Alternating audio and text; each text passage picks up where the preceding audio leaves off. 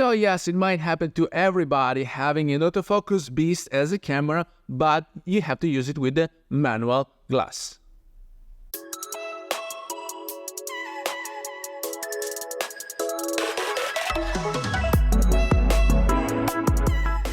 Hello everybody, welcome back to the channel. Thomas Love here from Leica M-mount Italia, and today I want to show you a few techniques to use properly a manual focusing glass, such as this Brighton Star 28mm f2.8 that I used on my A7C Mark II, meaning that I could not take advantage of the autofocusing, phase detect and tracking that I have inside my Sony, but still I wanted to go around and shoot and have proper focus, darn sharp images out of it. And so what can you do when you're using a manual glass like this? You basically have three different options. The first one is, of course, zone focusing. We discussed it already on the Q2, on the Pixie, so if you missed those episodes, please find them up here, and everything is thoroughly explained how it works and how to get the best out of zone focusing, because of course you can have fun and shoot from the hips. But then if you want to use technology, now we're back into Sony material. The Sony aspects that you want to use here are basically two. You have the magnification and you have the focus peaking. So magnification and focus peaking that you will activate inside the menu of your Sony camera will help you using a manual glass. But now there are manual glasses and manual glasses. There are manual glasses that still have the contacts here behind, and so they're able to talk to the camera. But in this case, this lens doesn't have any contact, and so the camera, there is no way that it knows what's going on here, if it's mounted or not, and if you're moving the focusing knob or not. So let's see together how to set up the camera, and then I will show you how to go around the fact that this doesn't have any contacts. So what is the very first thing that we have to enable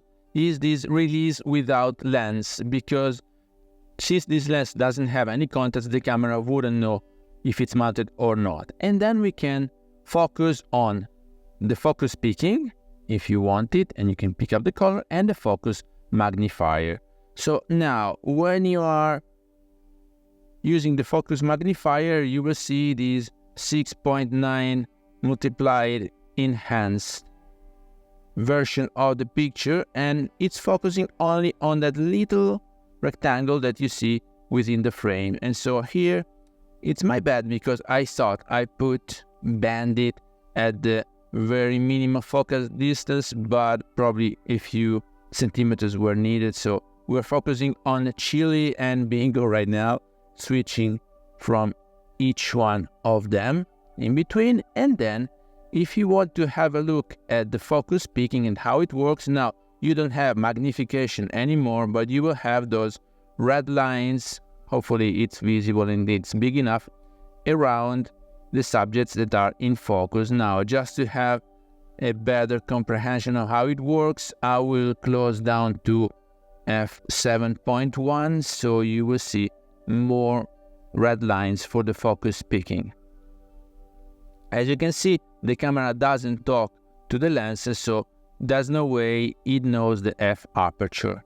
And now I will show you another example with the focus magnifier. Here I'm manually focusing, that's why you see my hand moving on the left with the focus knob in front of the glass. So now that we saw how to switch on in the menu the different aspects, first the release without glass, and then the magnification and the focus peaking, we have to consider a few things. Focus peaking will work anyway. When you switch it on, it will work. I honestly don't know how the camera can guess how broad the focus peaking will be, because there's no way that the camera knows what f aperture I'm using on this glass, but I trust it. I trusted it. It is quite reliable. Not so reliable because, as we said, the camera doesn't know if you're at f2.8, f5.6, f11, whatever. So probably it's guessing. I have no idea what algorithm indicates how broad the focus area is, but I think the magnification is the better choice here. Magnification now, since there are no contacts on the back of this glass, the camera cannot know when you're moving the focusing knob. Now, I gave it a try with another manual glass that had contacts. There was the Voigtlander 40mm. If you missed the episode, please find it up here. And so basically, since that glass had contacts, it was telling the camera I was moving the focusing ring, and the camera was magnifying in the area that I selected so that I could double check and eventually also have focus peaking in the magnified area or not, according if you want to enable or not.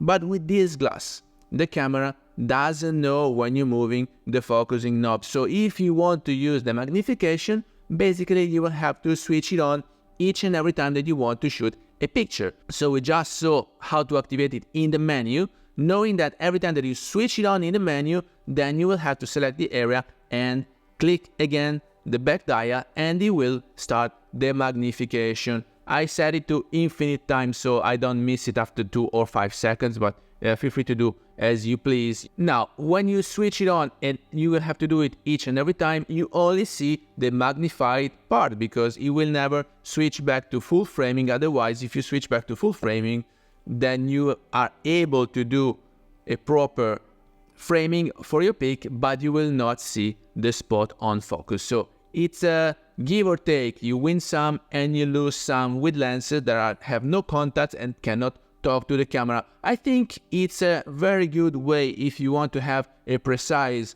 still, but for moving subject, maybe focus peaking or zone focusing would be the best choice. So please let me know down here in the comments if you tried all these 3 alternatives that you have with manual focusing glasses on contemporary cameras and what results you had, and then if you keep doing it or if you switched back to an autofocusing glass, such as this other one that I have here that I'm gonna have to go around and test today because it was raining all night here in Como, so I want to take some rainy shots. This is an autofocusing 50mm, always from Brighting Star. It's an f1.4, but it's an APS-C glass, so I will have to zoom in on my SMC Mark II. So with that, I hope you got some value out of this video. If you did, please remember to like it, share it on social media, subscribe to the channel so you won't miss any videos to come, and I guess I will see you later. Thank you. Bye-bye.